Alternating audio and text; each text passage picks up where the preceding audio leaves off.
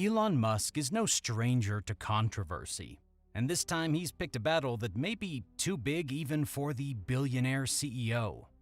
Elon has battled with journalists and naysayers and paparazzi and a hostile press, and came out winning every time. But this time, he has a much more formidable opponent, the Securities and Exchange Commission. The story behind this strange and convoluted battle started where all modern wars do, on Twitter. And Elon has only himself to blame for the tweet that led to all of this. On the 7th of August, 2018, he tweeted that funding has been secured and that he was considering taking Tesla private at $420. Now, this caused a pretty big stir, and investors were concerned, leading to some very prominent volatility in the market. So much so that the SEC had to get involved and charge him with securities fraud? Whoa! Talk about a disproportionate reaction. Naturally, Elon wasn't too pleased and had this to say. You tweet a lot. I use my tweets to express myself. Some people use their hair. I use Twitter.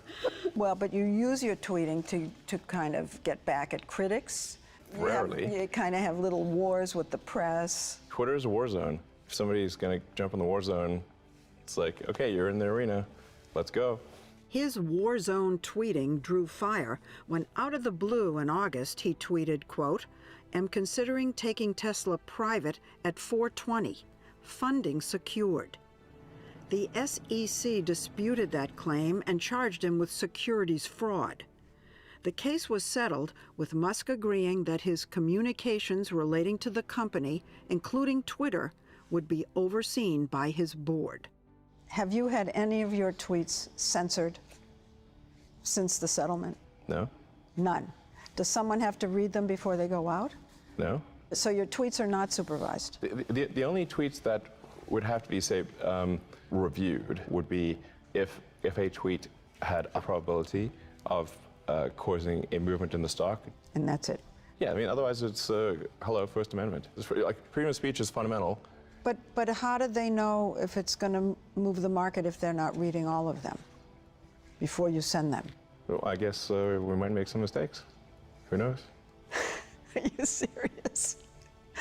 Nobody's perfect. Look at you. No, I want to be clear. I do not respect the SEC. I do not respect them. But you're abiding by the settlement, aren't you? Because I respect the justice system. After this, he came out to say that he was against being pushed into a CEO template where every move is vetted and approved. And since it's his natural innovation that led to the company, we kind of agree with him here. Well, first of all, I am somewhat impulsive, and I don't really want to try to adhere to some CEO template. I want to be clear. I do not respect the SEC. I do not respect them. But you're abiding by the settlement, aren't you? Because I respect the justice system. Did you handpick her? Yes. The impression was that she was put in to kind of watch over you. Yeah, I mean, that's not realistic. I mean, like a babysitter.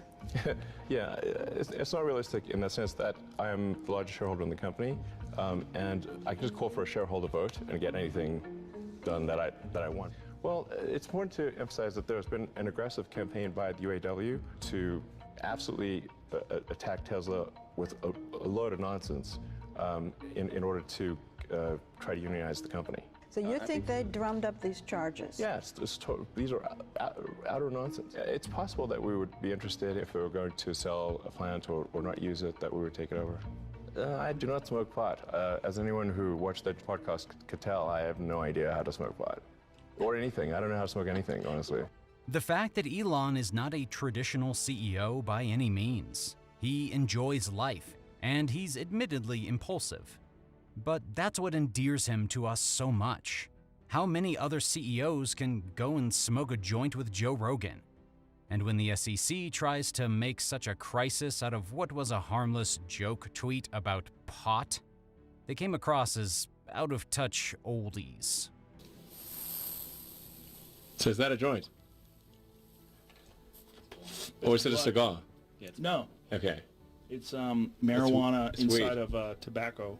Oh, okay. So it's like posh tobacco Yeah. posh. You never had that? Yeah, I think I tried one once. Come on, man. You want some of that? You probably can't because of stockholders, right? I mean, it's legal, right? It's totally legal. Okay. How does that work? Do people get upset at you if you do certain things? There's tobacco and marijuana in there. That's all it is.